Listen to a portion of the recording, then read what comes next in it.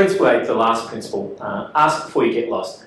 I just want to spend a few seconds, a minute or so on this one. I don't want to spend a lot of time on it, but I think it's quite an important one. There's some interesting comments which I've heard over the years we've been doing succession. One is to find a good succession advisor is almost impossible.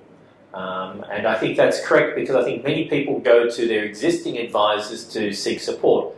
Their legal advisors, their financial advisors, their accountants, and they're not necessarily experienced in succession. They're technical advisors, and there's many technical things you need advice in. I've got a list here. So, in looking at succession, I need business strategy, I need corporate finance, I need corporate governance, I need estate planning, I need wealth management, I need legal, insurance, superannuation, I need to think about management succession, I need to think about risk management, I need to think about taxation. There's lots of technical issues which have got to be dealt with.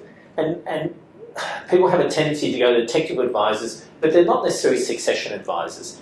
Succession covers all of those things, but I think there is a relational element to it. It requires a sense of maturity, it requires a sense of the transition process and an understanding of the success strategies, the dynamics, and the barriers which can occur in a succession process, and someone who can become, I don't like this term, but someone who can become your trusted advisor, someone who you can have confidence in.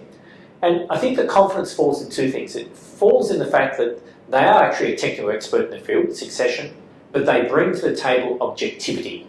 Objectivity in relation to the succession process. I'm not a taxation advisor who's going to get tunnel focused on taxation. I'm not an M&A advisor who's focused on the sale transaction and getting rid of your business for the best price. I'm not estate planning and looking about your wills. I'm a succession advisor who's looking at and helping you establish the goals which are important for you in succession and making sure those principles are established and getting all your technical advisors and all the family and everyone on board to go down that path and that journey. So I think it's important before you get lost to actually seek that person and to find them and to bring them beside you for that journey.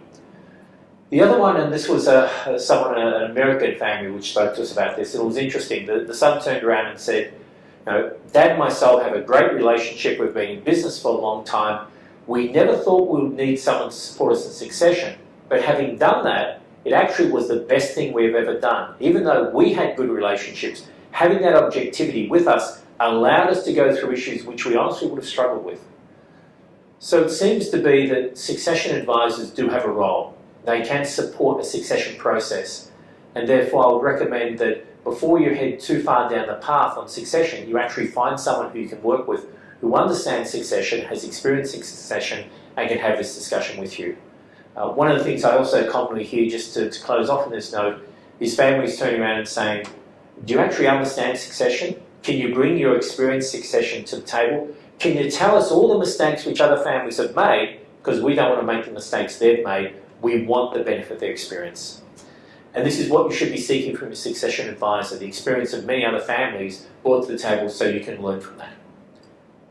Ask before you get lost. Principle 8, I think, is an important one and one you should consider carefully. And if you think of succession as being a capital transaction, it's one which I think is worthwhile investing in. Thank you.